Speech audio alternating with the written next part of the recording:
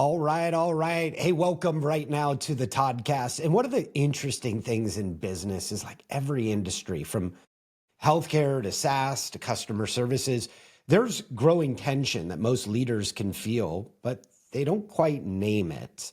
And you're probably solving problems every day, but the systems itself, they're still broken. Teams are misaligned, customers are frustrated, and growth is happening for many businesses, but not always for the right reasons. And what worked before doesn't work now. And the complexity in business now with AI and all these new technologies and APIs and how things are connecting. The truth is that most businesses don't struggle because people are lazy or their product is bad.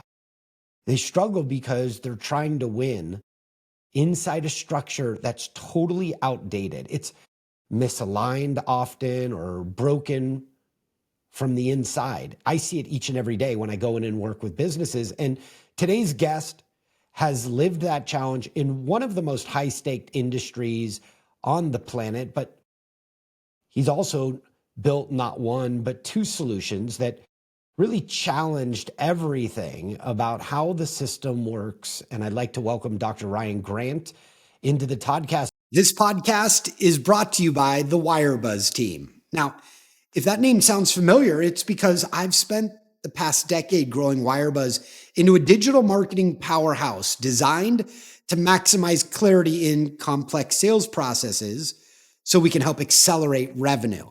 And we do this in three phases. Phase one, we transform your website to function like your best salesperson, and then also incorporate persuasive on-demand sales videos. Now your entire team is aligned on messaging and they're injecting massive clarity into your prospect's head. So your site looks great, but it also has engaging content that helps your team sell on demand 24/7. The next phase, phase two, we train your sales and marketing teams to sell remotely or in person to expand the impact of your sales team. And the third phase is we develop and run targeted ads to your prospects. Scale those ads to help you achieve more business results. Sign up for the Wirebuzz Company newsletter to learn more about effective and simple ways to improve your company messaging, attract more digital attention, and ultimately make more sales. Dr. Grant, thanks for joining me. Thanks for having me. Now, for those that aren't familiar with Dr. Grant, he's a Yale-trained neurosurgeon turned entrepreneur, and he's the co-founder of Nomad Health, a digital marketplace for reimagined clinical staffing. Look, think about this. He saw a solution, a problem, created the solution, brought it to market. He's also the co-founder of Vori Health, which is a virtual first care platform designed to prevent unnecessary surgeries and put the patient experience at the center of care. Now, Dr. Grant, let's get down into it. It feels like, what matters for founders, they often get stuck doing what they're great at, and rarely does it serve the longer mission. You trained for over a decade as a neurosurgeon, but now you're the founder and an operator. What mental shift did it take to stop doing the work and start redesigning the system? How did you go through that? That's a great question. I think entrepreneurship is really a mindset about how do we do things differently? How do we make things better? If you think about any business or any quality improvement measure, it's really trying to make somebody's life or your own life better. Like a business is trying to solve a problem, and if it's able to have revenue that can sustain it, that is in essence a business. What is the job to be done? I even remember as a kid just probably annoyed my parents of why do we do this? This doesn't make sense. Who made up this rule? I know you said it probably annoyed your parent, but I could probably confirm that for you right now. It was annoying, but also an early indicator, a sign of entrepreneurial seed implanted in your brain to solve problems and optimize it. So yeah, I started my first company back in high school, and these were always about solving problems. So particularly things that made me crazy. And anybody listening to this, every day, there's something that happened today that will annoy you, or just Is it airport security? Is it how you shop in the grocery store? Or you're like, I don't have time to shop. Well, somebody solved that. We'll bring the groceries to you. I don't have time to pick up dinner. Somebody went and solved that. You got Uber Eats and DoorDash. Problems that people have, creating solutions. So it's about getting really crisp on what actually is the problem. Is it shared by many, many, many other people?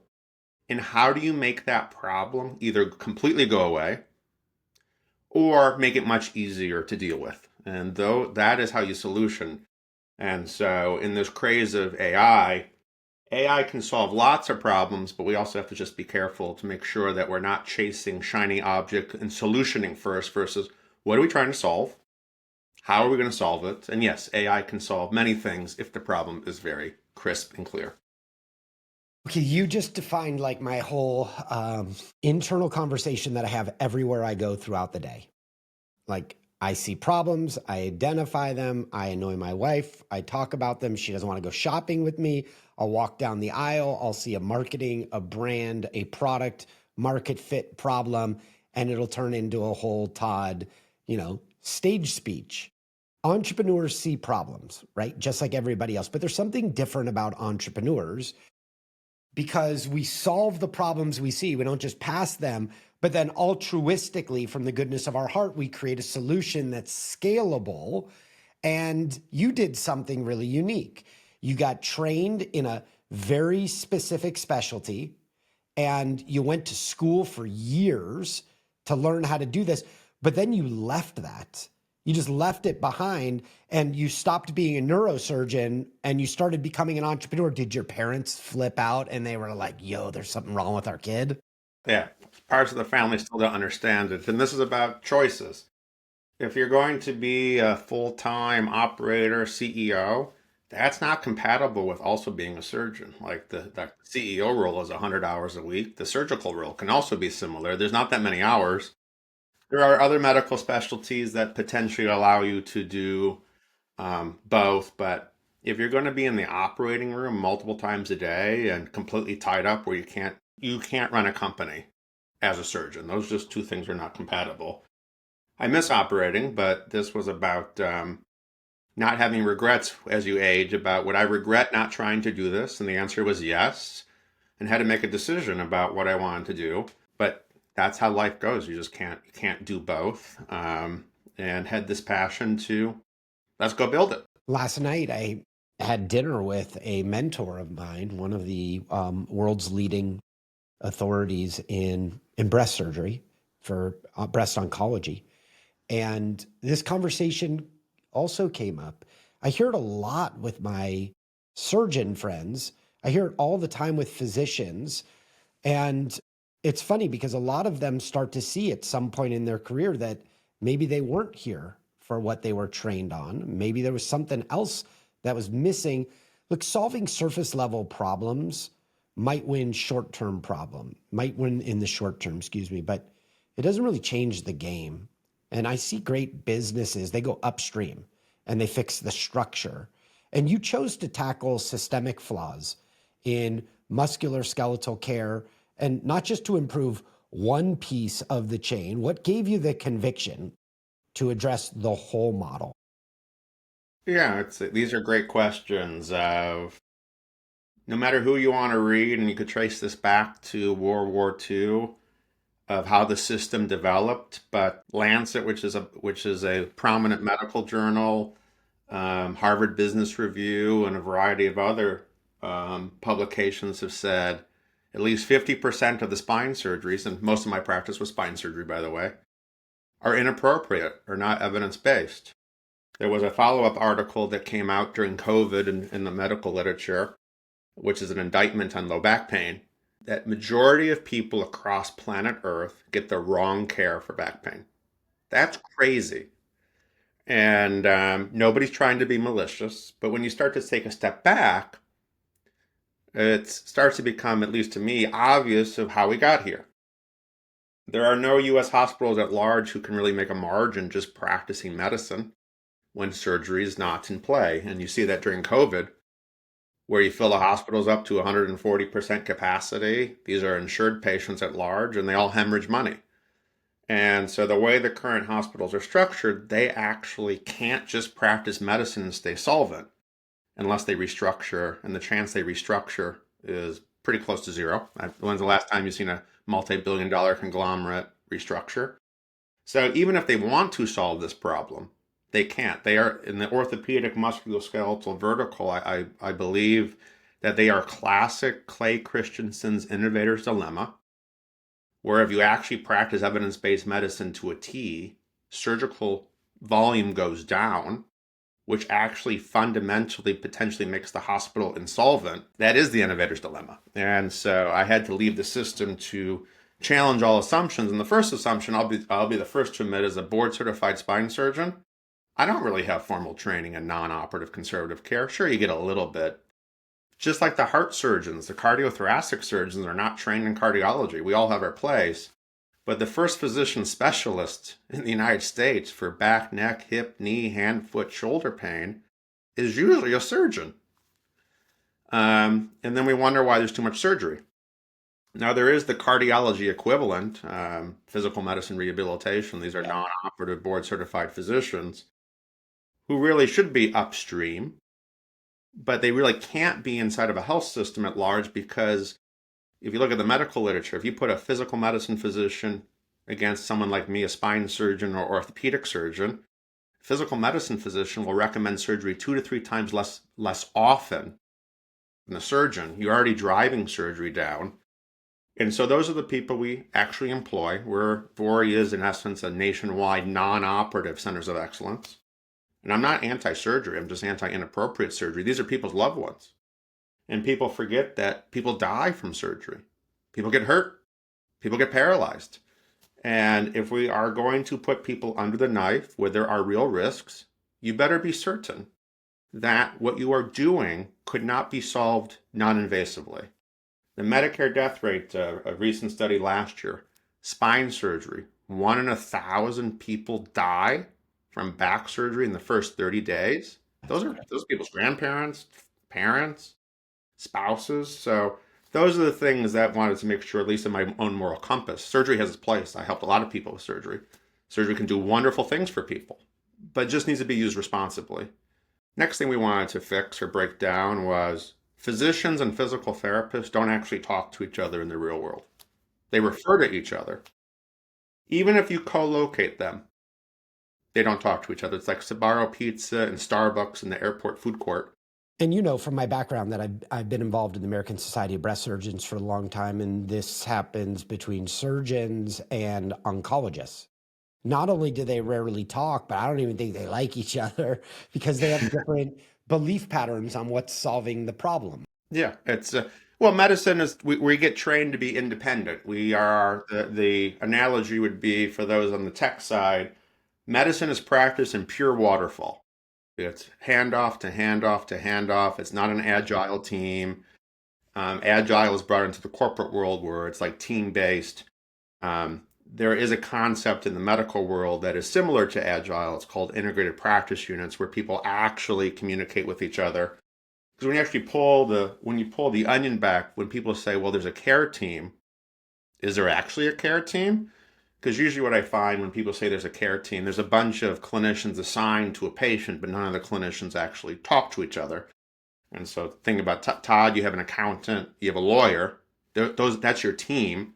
Does your accountant and lawyer talk to each other? Probably not.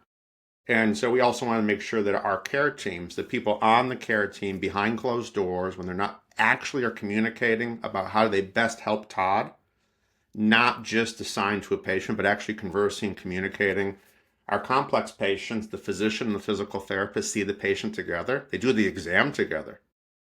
Physician does a medical diagnosis. The physical therapist does a functional diagnosis. Tons of resistance in the beginning to do this care differently.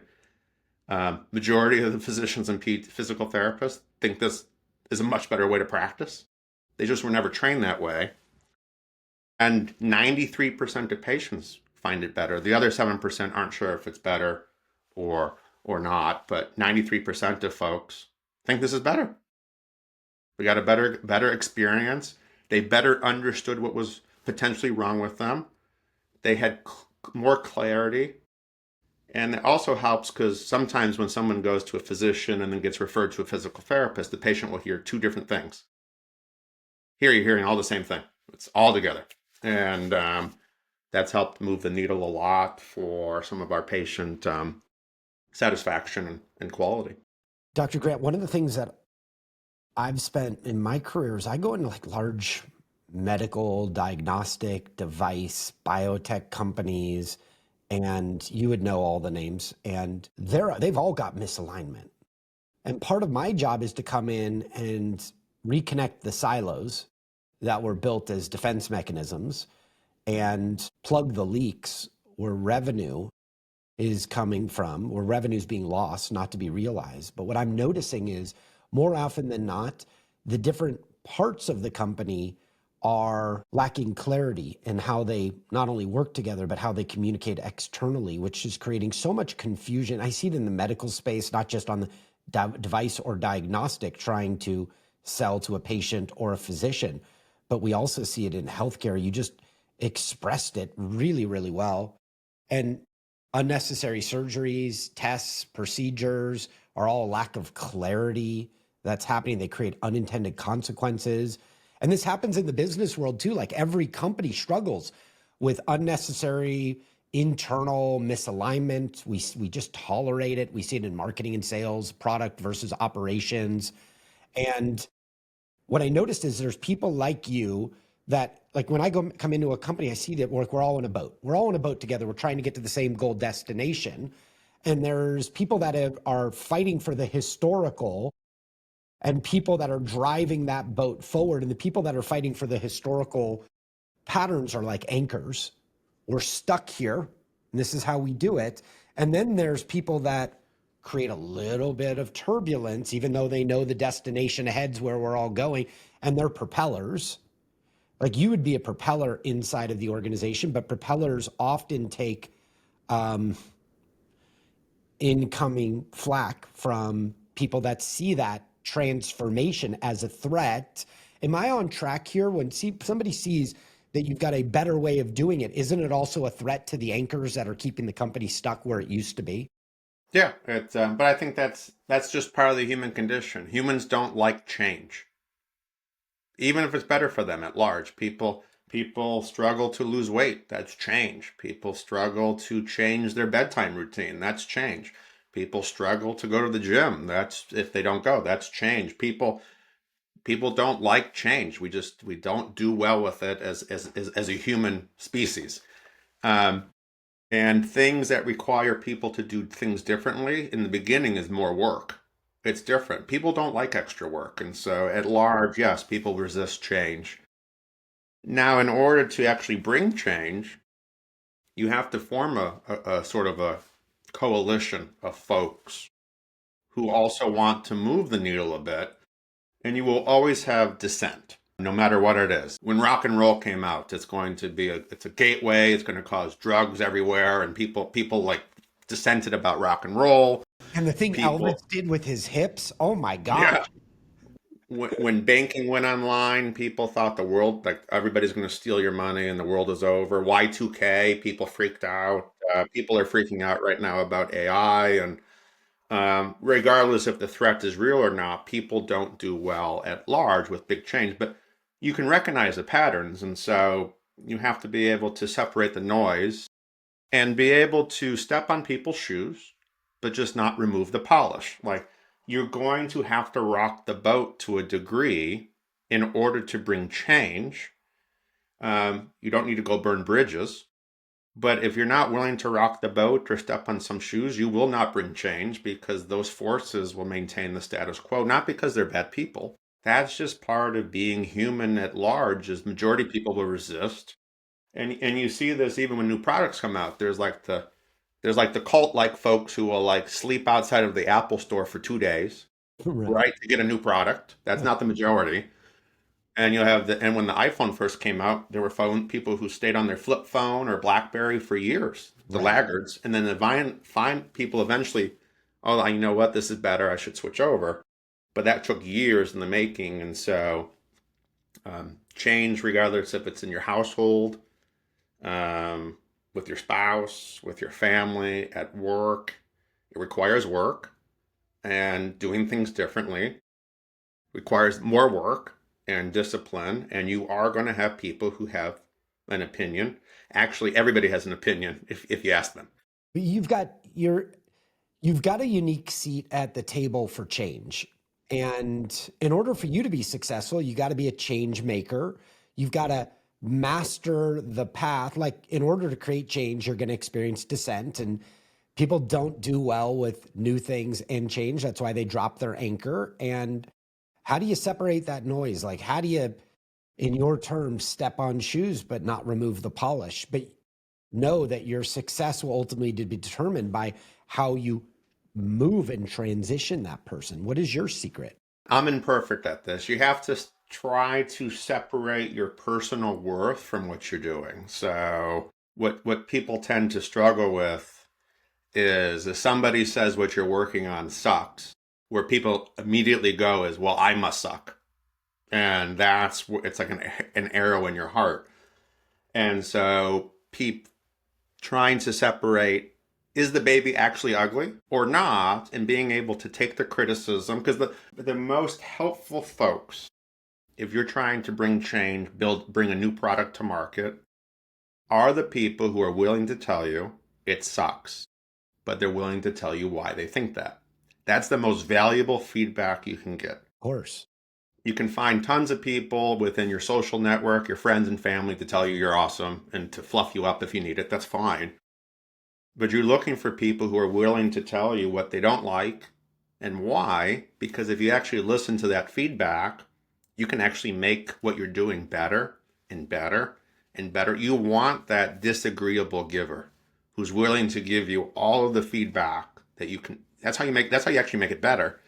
In the beginning, when you first start listening to that, it can be painful because they're telling you all the reasons that what you're working sucks. They might be right, though.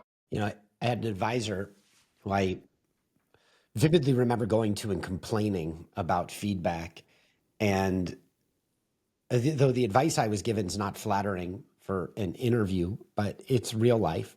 And she said, Todd, if you listen humbly to your critics, they will iterate your entire business for you. Yes.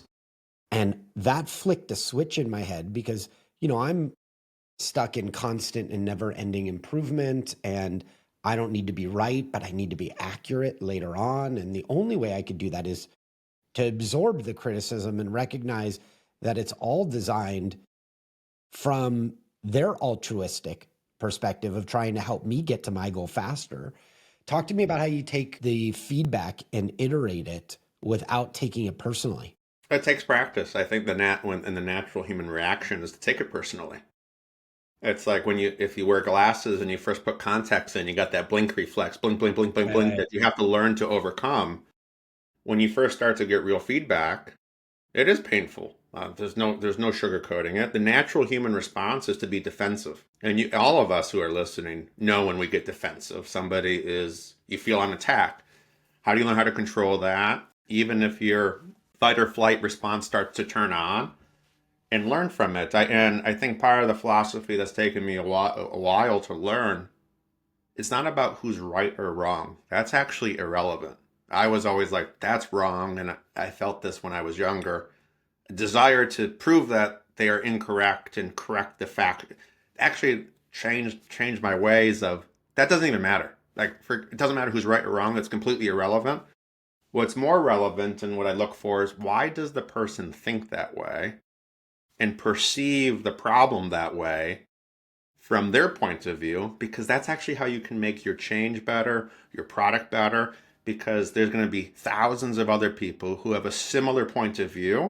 And the better you can serve a large group of people, the faster you can bring change, the faster you can improve the human race, and actually try to be able to serve multiple different types of thinking. But you have to be willing to listen and not actually get stuck in right versus wrong. That's actually irrelevant. Why does the person think that way? And listen. And if you listen, you'll actually learn something.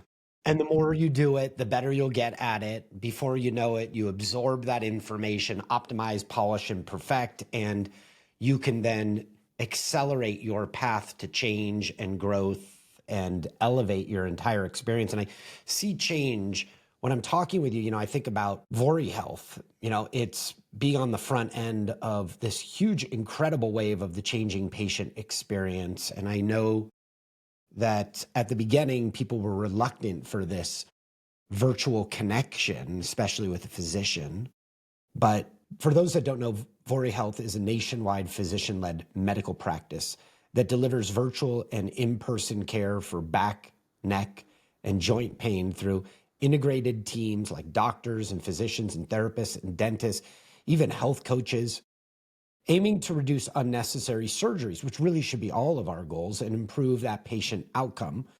And as your company starts to scale across the country, how do you take feedback from what's working and what isn't, and then scale and preserve the empathy and the outcomes that we really want from that in-person experience? Give me some feedback on that, especially with the virtual first model.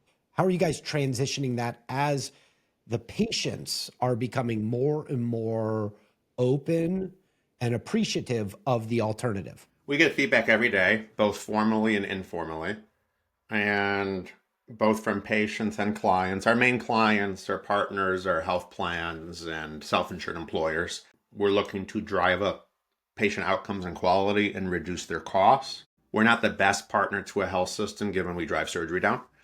We can send our surgical cases to a health system, but in terms of driving, we would drive a health system's revenue stream down. In the way we're structured, so they're not the best go-to-market strategy for us. But the ultimate arbitrator is the patient experience. And so most of the technology, and we keep working on this like always, how do you make it invisible? And what I mean by that, how do you make it not noticeable for most of the things you do? And the only time we notice like most technologies like Google or Netflix or things is when it doesn't work, and then you get irritated. Right. And so making sure that it's as easy as possible to log in, that there is as few possible steps as able. And then marketing messages. Do people actually understand what you do in their own words? The average American really reads and writes at a third or fourth grade level. Are you speaking with their words? I'm always humbled by how many Americans don't actually know what the spine is. They know what a back is, but there are some words that people use like spine. Like when I was practicing at Geisinger in rural Pennsylvania, a lot of my patients had no idea what the word spine meant. And so just taking a step back of what might be common language to a physician. The physicians at large, including myself, we still speak at too high of a level compared to what the average American actually understands. And whether you're highly educated or not, even the highly educated will remember new concepts better, also if it's at a third grade level. That's been studied. And so it behooves people to get as simple as possible. So the old Steve Jobs, Johnny Ives, who was the head of design at Apple, simplification is super challenging, but required of how do you distill things down to their most salient element to get people's attention. If you have to explain your product in a page, no one's reading that. Like you have to be able to get it down to a sentence or two at most. People are not reading those types of stuff. And how do you be as succinct as possible? Dr. Grant, this is the core of my entire career and what I teach is how do you maximize clarity so it can be digestible, so somebody can articulate it on your behalf and advocate for your business. And if there's too much complexity in your message, all of a sudden your marketing and your sales efforts will be diluted. And whenever there's confusion, people will dribble out of your sales process or your patient experience not to be realized as revenue, and you can't even help and support them because you added too much complexity. Exactly. Right? And Exactly. and I get to see it on the, dude, you'll love this. I get to see this on the revenue side. So once we improve the clarity and the credibility in the path of all the people handed off, we see revenue accelerate in a freakish level, but it takes discipline because, I heard you say this and I wrote it down. I loved it. The ultimate arbiter is the patient experience. Or for anybody that is representing an entrepreneurial audience, the ultimate arbiter is your customer and can they digest what you are talking about? And virtually like 75% of businesses are speaking their internal industry language, not their buyer's language, and can't figure out why it doesn't scale. Exactly. Like, do people actually understand who they're selling to? And they're like, did you actually go talk to them? Most people don't go talk to their actual client, or if you're a medical practice, your patients, and get feedback. People talk to their colleagues. I always found it fascinating inside the hospital where we would be on like patient experience committees. A lot of things in hospitals like death by committee because like nothing gets done. It's decision by consensus, which is where ideas go to die. But I asked a question. There were about like 20 people on this committee, which is way too big. Like the old Jeff Bezos rule was, if you want to have a real team who can go quickly, it can't be more than like 8 people, 2 pizzas. And like you got more than 8 people, 10 people, your thing's already too big if it's actually designed to be decision making. But anyways, I remember asking the group, how many of you actually go through a standard patient experience like our patients? The answer in the room was nobody. And what I mean by that is if you work in a hospital, like, or you have a physician in your family, you talk to your family, you walk down the hall, you like go all behind closed doors. Like, how many people listening to this actually access the health system normally? Or do you go behind closed doors, call your friend, the C-suite, I'm a physician, I'm gonna just text my colleagues with this specialist, and it's all back door. Versus, have you ever actually called the phone tree like a normal person and realized how terrible it is? You do that. Yeah. And so the long story short is, if you are trying to solution and make problems better, make things better for folks, do you actually understand the problem of the people you're trying to solve it for? Because if you're going behind closed doors all the time and back door, you actually have no idea what the current patient experience is, because you don't actually follow it as a patient. Like how, and just having people walk through their end user shoes is very eye opening.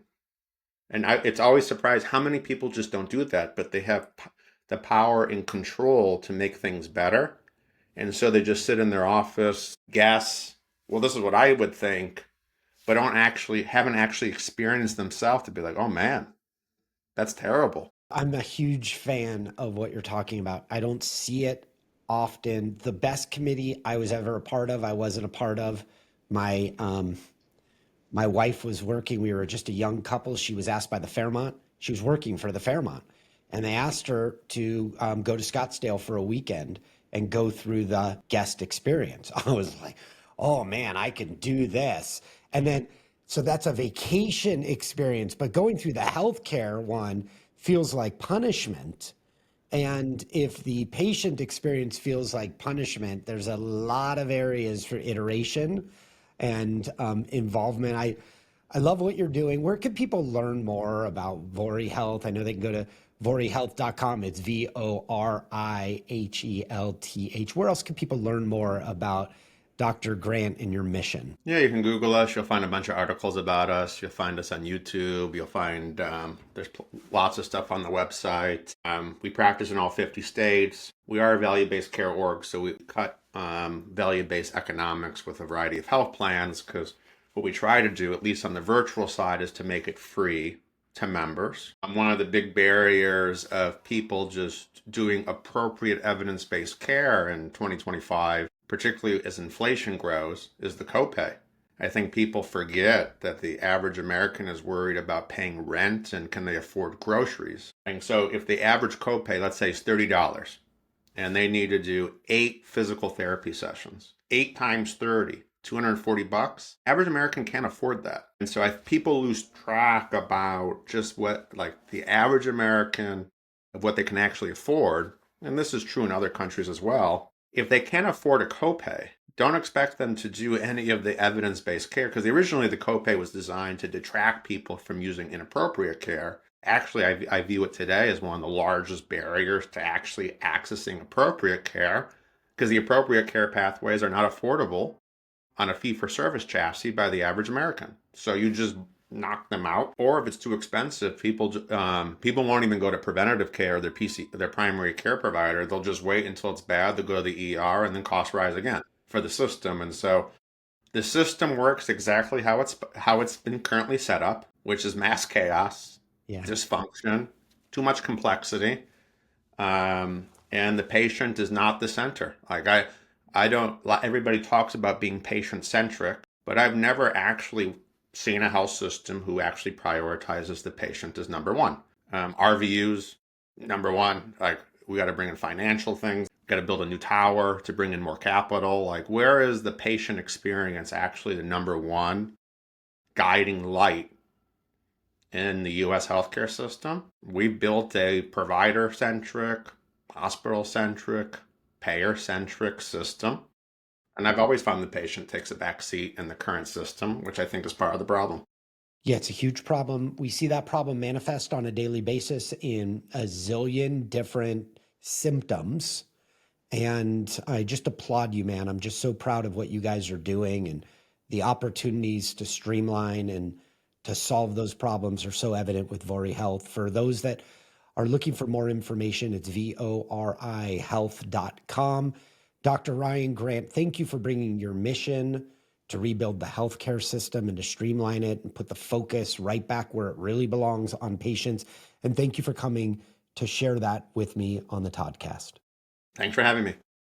Yo, that was a powerful episode. And from what we just learned, it should be obvious how you can now implement these lessons in your life to get to the next level. Now, before you bounce, I just have 3 quick thoughts. First, thank you for taking me on your incredible life journey. Second, if you receive some value from me and you want to pay it forward, it would mean the world to me if you left an honest rating and review at Apple Podcasts, Spotify, or wherever you listen. I'd be incredibly grateful. And lastly, if you share this episode, whether it be a screenshot or a photo from where you're listening, anything via Instagram stories or LinkedIn, Facebook, or any of the social media sites, just tag me and the guest. I'll repost your content and I'll reply back in the comments because I love mixing it up. In fact, I'd love to share your shout outs in my feed too. Not only are these shout outs really good for you and for me, but they also help us book more amazing guests because they'll be able to see the reach that you're helping to cultivate. This is a way for you to help contribute to the show. So thank you again for listening, and I look forward to earning a regular spot inside that ear of yours. Let's grow.